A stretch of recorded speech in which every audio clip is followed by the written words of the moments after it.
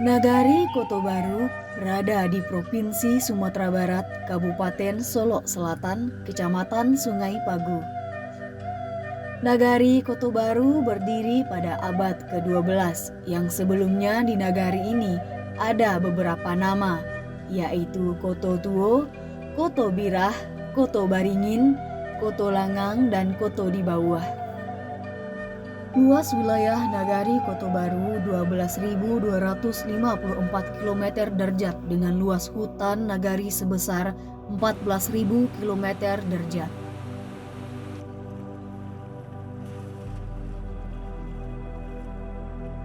Jika dilihat dari struktur demografi wilayah Nagari Koto Baru adalah nagari yang dikelilingi oleh perbukitan dan didominasi oleh wilayah persawahan.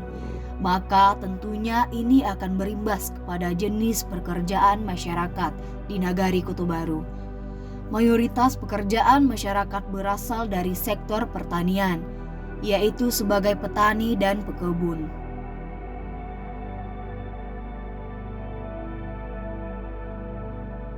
Bidang sarana dan prasarana mendukung aktivitas ekonomi, sosial, dan budaya sebagai modal dasar dalam memfasilitasi interaksi dan komunikasi di antara kelompok masyarakat. Sarana dan prasarana seperti jembatan, jalan, dan pemukiman adalah modal dasar masyarakat dalam memenuhi kebutuhan sosial ekonominya.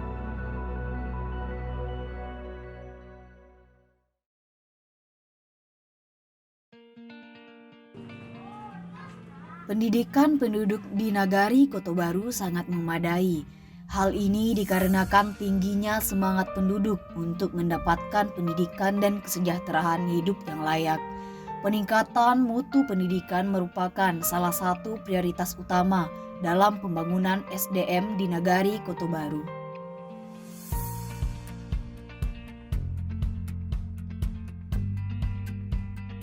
Nagari Koto Baru terdapat beberapa kawasan wisata yang sampai saat ini masih bisa dimanfaatkan oleh masyarakat dan dapat mengundang wisatawan baik lokal maupun asing.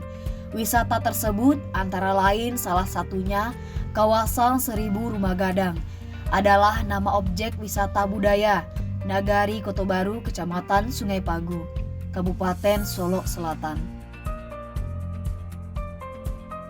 Dinamakan kawasan Seribu Rumah Gadang karena di wilayah ini terdapat banyak rumah gadang. Pada tahun 2017, kawasan ini dinobatkan sebagai kampung adat terpopuler di Indonesia, yang merupakan wujud dari perkampungan masyarakat Minangkabau masa lampau.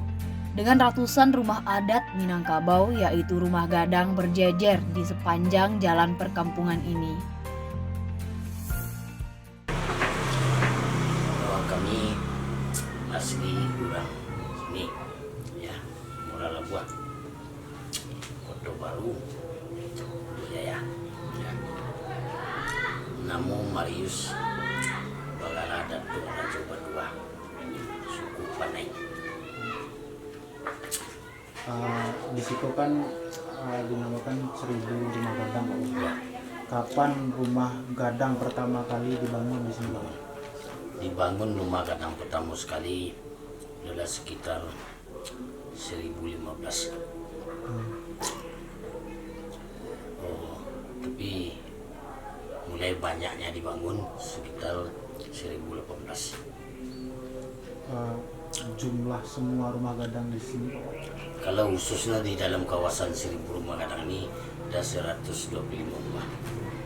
Bagaimana asal usul pemberian nama Seribu Rumah Gadang, Pak? Asal usul temanku bernama Seribu Rumah Gadang, kebetulan Ibu Harta dari Jakarta pergi ke daerah Sangir menengok dua kapal. Kebetulan beliau kembali ke Jakarta, mampir di kawasan Seribu Rumah Gadang ini. Beliau sampai jalan-jalan, makanya beliau tengok banyaklah rumah gadang di sini. Di maka beliau ke nama maka itu 1000 rumah gadang. Ibu Hatta itulah yang memberi Oh, namanya kawasan Seribu Rumah Gadang. Kalau jumlah suku di sini ada 9. Ya. Yang pertama suku Melayu, yang kedua Koto Kacek, yang ketiga Durian, yang keempat Beriang, yang kelima Panai 3000, yang keenam Tigolare, yang ketujuh Sikumbang, yang kesalapan Caniago, yang kesembilan Kampai. Kalau ciri khas Rumah Gadang ini kan nampaknya pakai gonjong, ya, pakai anjung, pakai barando, pakai istilahnya ringkiang. Ada ciri khas ornamen itu sendiri, terus kayak ukiran. Ya kalau ukiran ada pici-pici nak menyeluruh. Itu bagi orang yang mampu. Kalau kesenian asli dari sini apa loh?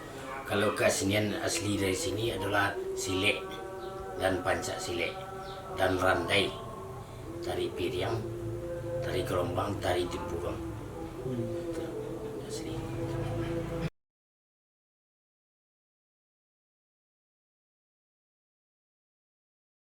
Sini bawah. Kuliner khas daerah sini yang pertama sekali yang kuliner nama tu tumbuh baradat, ya. Tumbuh baradat tu nampak sini. Mana nampak sini? Yang pertama sekali kulit kunyang. Itu kepunyaan ini mama. Yang kedua kulit putih, kepunyaan Imam Kati. Kanji, kepunyaan Dubalang.